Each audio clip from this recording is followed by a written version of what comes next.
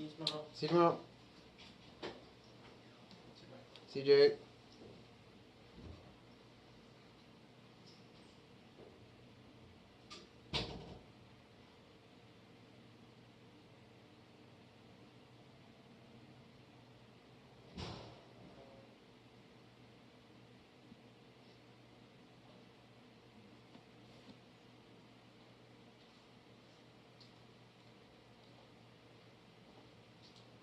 For the camera synchronization thing,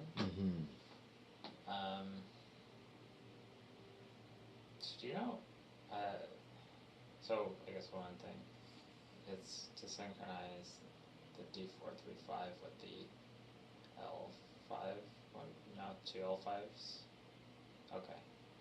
I think you can do, yeah. Okay. Like, I think the D435 is the same sort of thing, I think. I don't remember exactly what you guys are playing with for Mushroom, but I think it was the same idea, right? It's like a voltage signal that just goes into this pin. And yeah. And so the thing was that the synchronization needs to be like one then the other. So, yeah.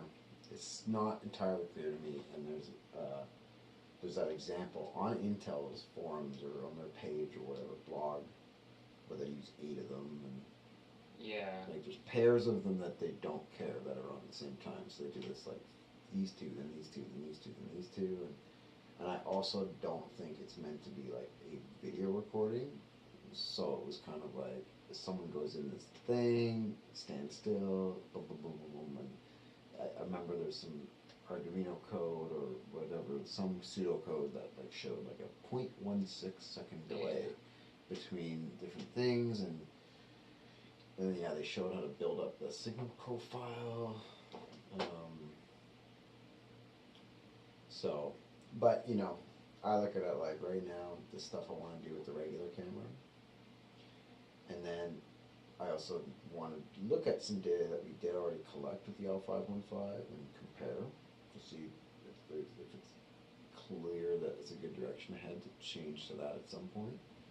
And then you could stop there and just say, look, the usual camera we get, I think I calculated, estimated something like, usual camera we get about, if we're at 1 meter distance from a target plane, we get 1.3 meters.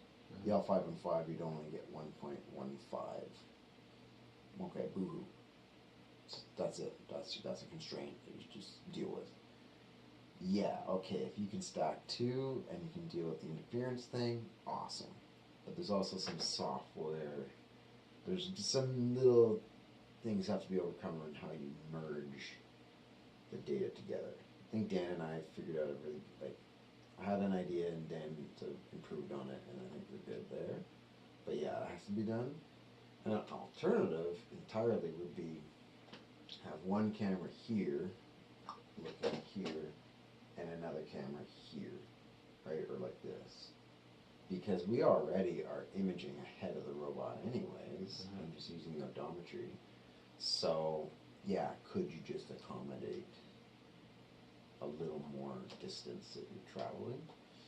And then, of course, the question is, well, at the general distance you care about, how far apart do they have to be in that direction to ensure that you don't get some weird corner where they're overlapping and causing some issue.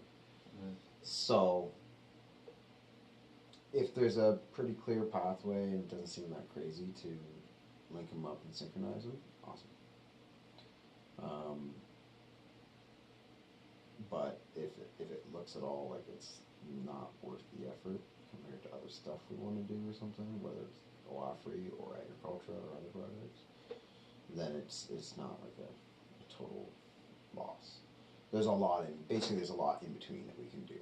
Yeah. And if today you're like, it's done, I got 2 cameras. I hear it, Brian, come in the lab, come check it out. I got 2 on little tripods. They should interfere. It's all set up. I should hear it works. Well, we still gotta mount them in the right locations. Then we gotta calibrate them both. Then we gotta figure out. We gotta channel in an extra USB cable. So kind of tear the robot apart a little bit to be able to do that. Yeah, figure out how to.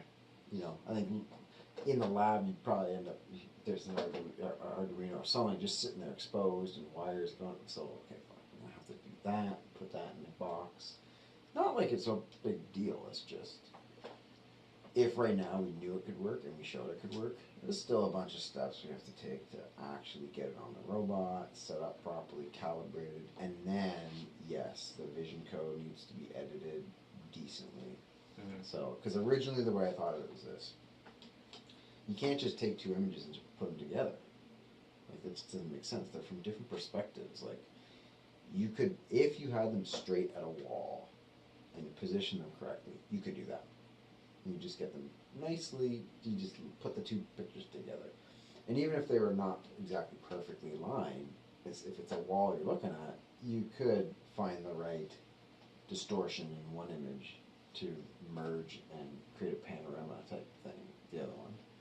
But because it's not a flat surface, just weird shit's gonna happen. You can't do that. So I thought, okay, well, because we have 3D, you can actually, and we do this with that INO camera, because we have 3D, you can always say, look, I have one camera that I want to use as a reference camera, and it creates a 2D image in color of the scene I'm looking at. And I have another camera over here, and it's looking at it there. And what has to happen is I want to extend the first image to basically show what that camera would see if it could keep looking out there. And then, hi Amanda. Amanda's checking it out.